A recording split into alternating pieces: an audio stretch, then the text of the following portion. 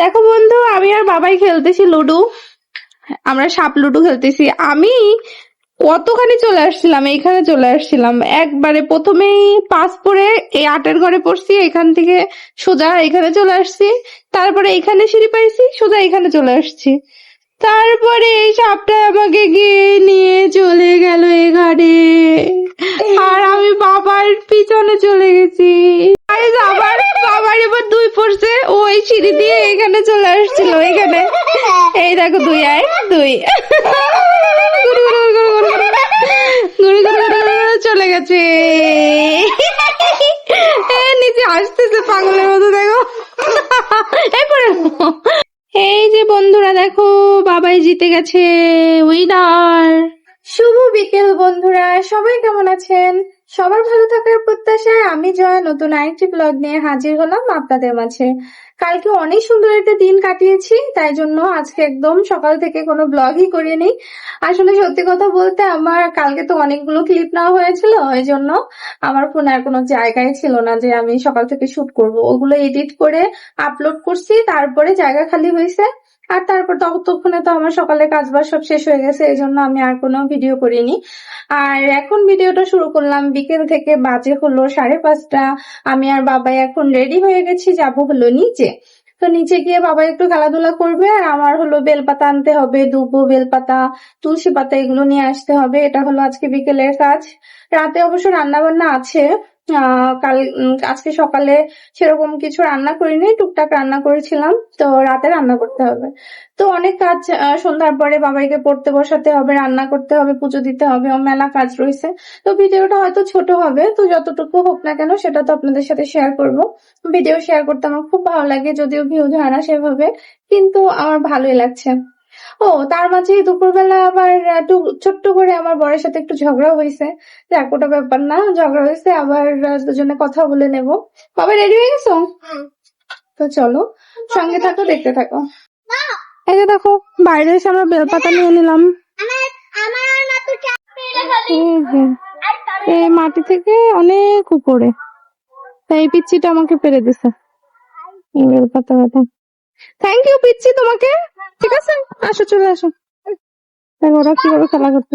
নদীর পাড়ে যাওয়ার সোজা রাস্তা থাকতে আমরা আসি বেকার রাস্তা দিয়ে। কোন রাস্তা দিয়ে আমরা নদীর পাড়ে যাই দেখো। আস্তে এই রয়েছে, দাঁড়া। পিঁপড়া তো পড়া গে দে, পা দে। যাও।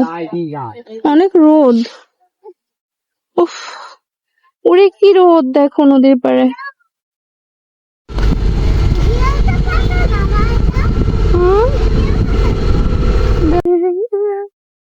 নদীর পাড়ে আসবো না আসবো না করে আমার ছেলে জোর করে নদীর পাড়ে নিয়ে আসলো। আমার বাসায় অনেক কাজ, জামা কাপড় গুছাইতে হবে, তারপরে বাবাইকে পড়তে বসাইতে হবে, তাই জন্য ভাবছিলাম বেলপাতা নিয়েই চলে যাব। তা আমার ছেলে নদীর পাড়ে আসবেই আসবে। এই দেখো ভেন্ডি গাছে ভেন্ডি হয়েছে।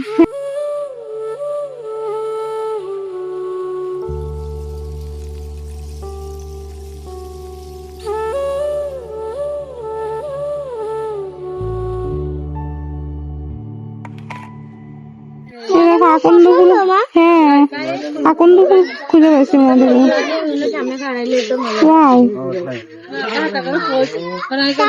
ওই দেখো বন্ধুরা, একটা প্লেন যাচ্ছে আমাদের এখান থেকে, না অনেক প্লেন যায়, আমার বাসা থেকেও খুব দেখা যায়।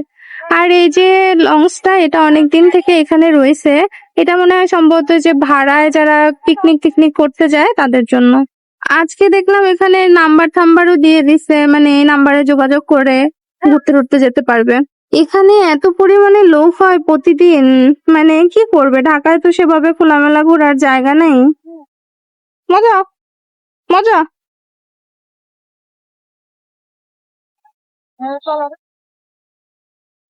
এই জায়গাটা আসলে আমাদের বরিশালের ফিল পাই। বরিশালে যেমন সবসময় লঞ্চ ঘাট চলাচল করে।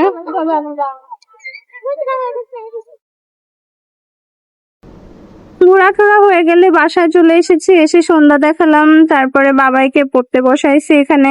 বাবাই পড়াশোনা করতেছে, আর আমার যে জামা কাপড় গুলো ছিল সেগুলো আমি ভাঁজ করে নিচ্ছি আলাদা আলাদা করে, বাবাইটা আলাদা আমারটা আলাদা। এই যে বর ঝড়ের ভিতরে বাবাই আউলে যাচ্ছে, তাই জন্য আমি ওকে এইভাবে রং করতেছে, এটা কি?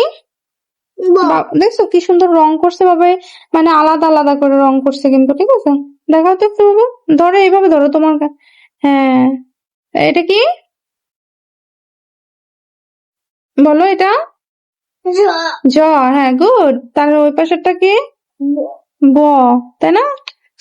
এখানে রান্নাঘরে চলে আসলাম, দেখো রান্না করার জন্য মাছ নিয়ে নিয়েছি। আর ওর ভিতরে একটা রুই মাছ কেন, আমি তো কালকে নিরামিষ খাবো, আর তাই জন্য তরকারিটা একবারই রান্না করে নিচ্ছি, যেন কালকে ওর বাবা আর ওর দুপুরে খেতে সমস্যা না হয়। আমি আবার কি রান্না করব, তাই জন্য একবারই রান্না করে নিচ্ছি।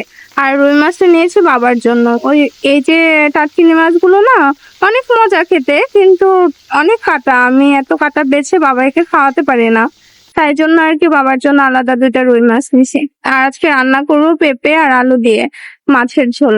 আর পেঁপে আলু দিয়ে মাছ, এই টাটকিনি মাছটা পেঁপে আলু দিয়ে রান্না করলে না এত টেস্টি হয়, একদিন রান্না করে তোমরা দেখবে, হ্যাঁ অনেক মজা খেতে, সত্যি অসাধারণ হয়েছিল তরকারিটা, যেহেতু একটু ধনেপাতা দিয়েছিলাম। যাই হোক, আজকে আমি এর বেশি আর কিছু ভিডিও করতে পারিনি, তো এইটুকুই ভিডিও করেছি। আর আজকে সকাল থেকে তো সেভাবে ভিডিও শুরু করতে পারিনি, তো বিকেল থেকে শুরু করছি, তাই এইটুকুই ভিডিও হয়েছে, তোমরা দেখে নিও। যাই হোক না কেন, যতটুকুই হোক না কেন, রান্না বান্না হয়ে গেলে সবাই মিলে তাড়াতাড়ি খেয়ে শুয়ে পড়েছিলাম, যদিও 12টার আগে ঘুমাইনি, শুয়ে একটু তাড়াতাড়ি পড়েছিলাম এই আর কি। তো আজকের মতো ভিডিও এখানেই, সবাই ভালো থাকবেন, সুস্থ থাকবেন, আর অবশ্যই হাসি মুখে থাকবেন। আর এখন পর্যন্ত যদি আমার ভিডিওটা দেখে থাকেন, যদি কিছু ভালো লেগে থাকে, অবশ্যই এটা সাবস্ক্রাইব করে দিবেন। তাহলে কালকে দেখা হবে নতুন আরেকটি ভিডিওর সাথে নিয়ে। সবাই ভালো থাকবেন, আজকের মতো টাটা।